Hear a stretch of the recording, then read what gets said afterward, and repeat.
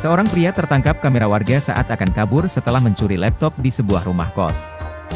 Rekaman tersebut viral usai dibagikan di akun Instagram Lambetura. Pria berbaju biru tersebut kabur menggunakan sebuah motor Vision berwarna merah.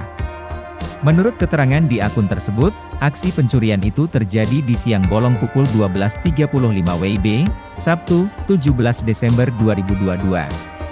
Lokasi pencurian diketahui di kos belakang kampus UIN Jalan Sunan Kalijaga, Lowokwaru, Kota Malang. Dilaporkan, pria tersebut tiba-tiba masuk ke dalam kamar kos korban untuk merampok laptop. Saat melancarkan aksinya, pelaku mengancam korban menggunakan sajam. Pelaku bahkan mengikat kedua tangan korban dan kepala korban dibenturkan ke dinding kamar.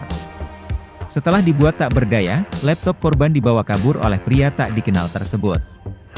Pelaku juga mengunci korban yang masih berada di dalam kamarnya.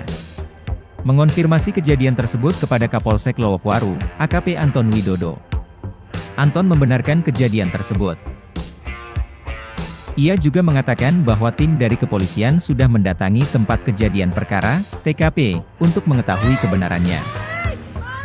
Ia juga menambahkan bahwa temuan yang ada di TKP sementara masih belum bisa diumumkan secara publik karena masih dalam proses penyelidikan.